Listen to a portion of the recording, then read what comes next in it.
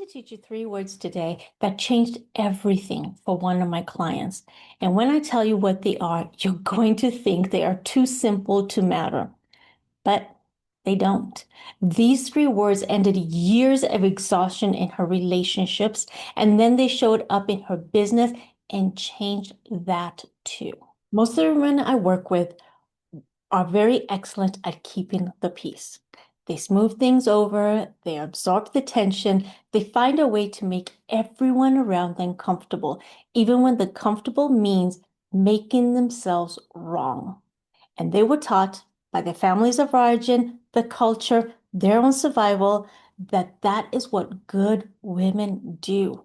And they are so good at that, nobody notices what it actually cost them until, unfortunately, my clients experience some kind of medical emergency, some kind of crisis that makes them realize what they've been doing. The exhaustion that comes from years of agreeing with things that are not true, of apologizing for things that were not their fault, for shrinking just enough so that the conflict would stop. I know this pattern. I unfortunately lived this pattern too. And I watch women live it in the every single day. I watch the clients that I coach live it every single day until we find it together and give them a very different option, a very different way of showing up in their life. Here's what nobody taught most high achieving women. There is a third option, not agreeing and shrinking, not disagreeing and fighting. There's a third way, and it sounds like, I understand that this matters to you. That's it. Three words that do something most women have never experienced in a hard conversation.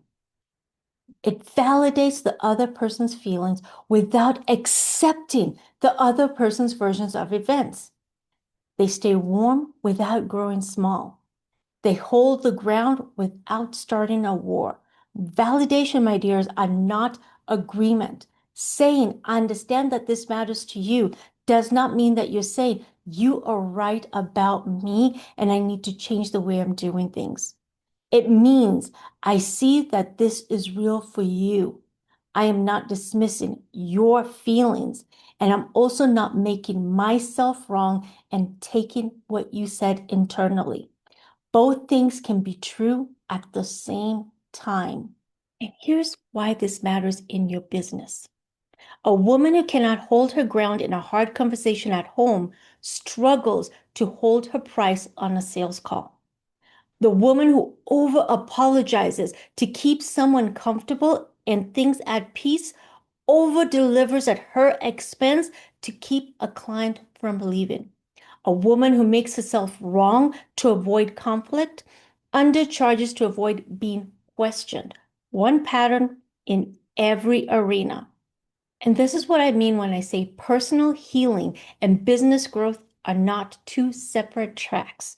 They are the same exact track. And that is why I am the life coach for business women. The belief that keeping the peace requires self-abandonment, that belief does not stay at home. It travels with you into every room, into every boardroom, into every conversation you walk into where someone is testing whether you believe in yourself. Someone is testing your self-confidence into sales calls, into pricing conversations, into how you show up when a client pushes back, into how to show up when a client expects more than they paid for, is how to show up when somebody expects you to do something different than what you are willing to do. And every time you shrink, my friend, just a little bit to keep the peace, your business and you pay the price. Not because you were weak, but because nobody ever showed you the third option. Here's what changes when you learn this skill. One of my clients walked into a conversation that she used to dread, the kind of dynamic that used to hook her completely. This time she said, I understand this matters to you. Stayed quiet, stayed warm, stayed herself, and walked away with her energy completely intact. That same week, She stopped shrinking on sales calls. She held her price. She stopped over explaining, not because I told her to do those things in her business, but because she built the muscle somewhere way harder first.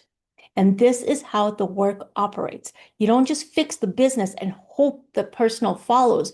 You do the deep work, period. And the hardest relationship and the most activating dynamics, and your business and income reflects it.